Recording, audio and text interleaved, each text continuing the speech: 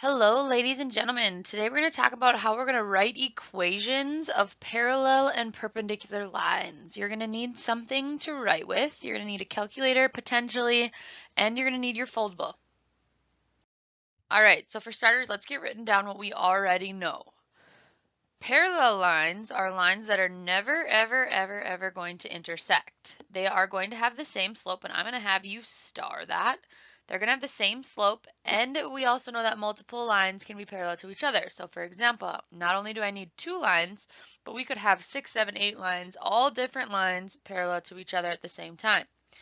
Parallel lines can be written in the form, slope-intercept form, y equals mx plus b, and let's remember that that m stands for my slope, and the b again stands for my y-intercept. Okay, so then when we look at perpendicular lines are just fancy intersecting lines that create 90-degree angles.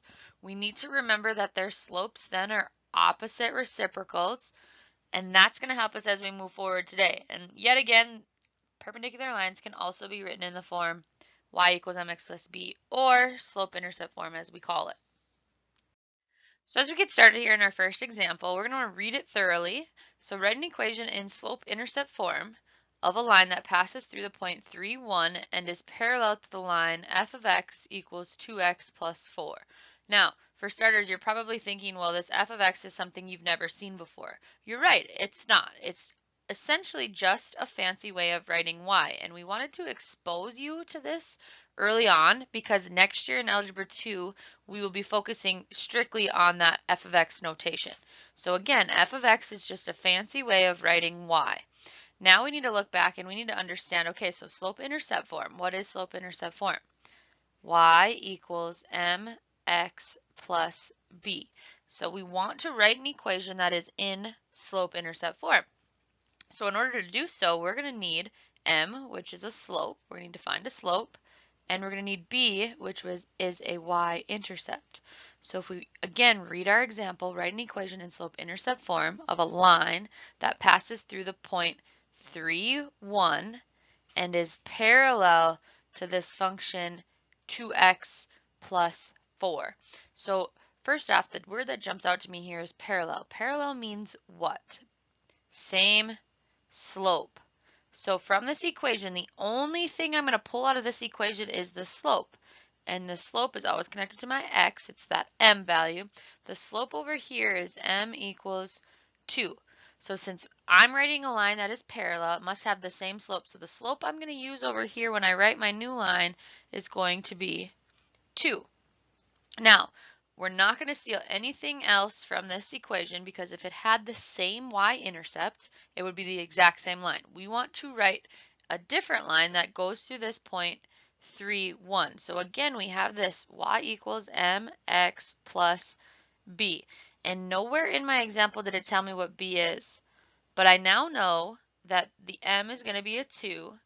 And again, we don't have any idea what b is going to be, so we're going to leave it as b. But again, if we look up here at this point is given to us for a reason, but how could I use that point to help me find b? Think back and we know that points are all written in terms of x and y because they're ordered pairs. So if I have an x and a y, if I look down here again to this equation that I'm trying to substitute into, we do have x's and y's. So let's try substituting in our x value, which is 3 at that point, and our y value, which is 1. So all I did there was use that point and plugged it in for x and y. And now if I go and I solve this equation, 2 times 3 would be 6 plus b. If I were to try and get b by itself, I'd subtract 6 from both sides. So b would equal a negative 5. So again, I used the point and the slope to help me find what my b-intercept was. Now, if I go back to the beginning, I wasn't asked to find that intercept. I was asked to write an equation. So my final step for this example is going to be to write out the equation of this line that I just found parallel to the line 2x plus 4. So we have y equals, again, parallel, we're going to use that slope that we found to be 2, x, and we found my b value to be a negative 5. So my final answer, the equation of the line parallel to the line 2x plus 4, is 2x minus 5. All right, so in example number 2, again, we're going to want to write an equation in slope-intercept form, but this time it's going to pass through a point 6, 6. Again, we're parallel, but this time we're parallel to the line f of x equals 1/3 x minus 1. So from this line, again, remember, the only thing we're going to take from this equation is the slope. So the slope over here is 1/3. Now, we want to create a line or write an equation of a line that is parallel. So parallel, again, means same slope. So if I want the same slope, then the slope I'm going to use over here in my new equation is exactly the same as it was in the other equation. I'm stealing nothing else then from that equation, and now I need to look at this point. Again, if I'm working with this mx plus b equation, we're going to use this point to help us substitute back in for those x and y values, and we're going to use this m over here to substitute in for my m. So I'm going to plug in a 6 for the y, because over here again, x and y. So plug in a 6 for the y, the m is 1/3, and x value is 6. Again, we still don't know that b value. That's what I am trying to find. So I get 6 equals. Now, how am I going to multiply fractions?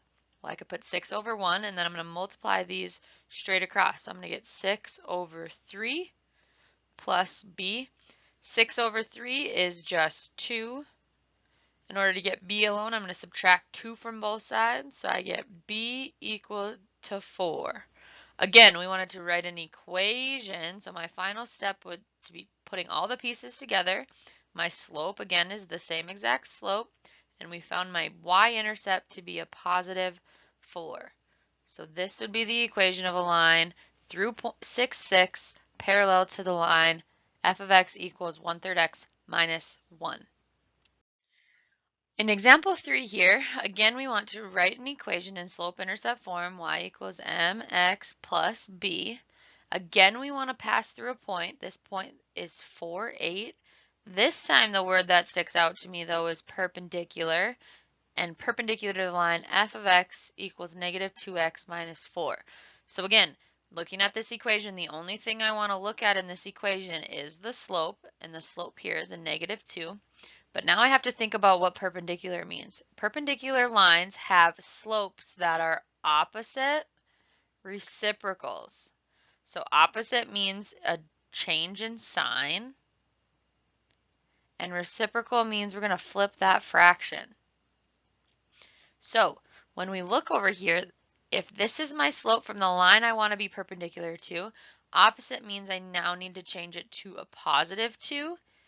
But the reciprocal, if I flip that, now 2 is technically as a fraction would be over 1. So if I were to flip that, we would get 1/2. So the new slope I'm going to want to use for a line perpendicular to that line would be a positive 1/2. So that's how perpendicular is just a little bit different than parallel. We had to change that slope up just a little bit before we could use it. So just like our other examples, we're going to use that point, 4, 8. We're going to plug it in, y equals mx plus b. So y is going to be 8, m is 1/2, x is 4, and again, we don't know b yet, so we're going to just leave b as b. So I'm going to get 8 equals, again, we have a fraction times a whole number, so we'll put 4/1 and we'll multiply straight across. I'm going to get 4/2.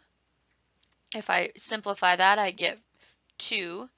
And then to get b all by itself, I'm going to subtract 2 from both sides to get b equals 6. Again, final step when I'm doing these is to rewrite that equation. So 1/2 x plus 6 would be the equation of a line through the point 4, 8, perpendicular to the line f of x equals a negative 2x minus 4. Now, to check, to make sure that you think you got the right answer, we want to make sure that our slopes are opposite reciprocals. So if I look at the beginning, the slope here was a negative 2x, and our new slope is 1/2. So that would be a positive, which would be the opposite, and the reciprocal would be 1/2. So it looks like this one's going to check out. All right, in our final example for today, again, we're going to want to write an equation in slope-intercept form. So y equals mx plus b. This time the point we're going through is 6, 0. And Again, we're dealing with perpendicular, so perpendicular, we want to think opposite reciprocal to the line f of x equals 3 halves x minus 6. So again, the only thing I want to pull from that equation is 3 over 2. But I got to think then as I go this way, perpendicular, I need opposite reciprocal. So opposite reciprocal opposite, since our slope originally was a positive, opposite would be negative, and reciprocal means we're going to flip the fraction. So negative 2 over 3. So the slope that I would want to write and use in my new equation would be a negative 2/3.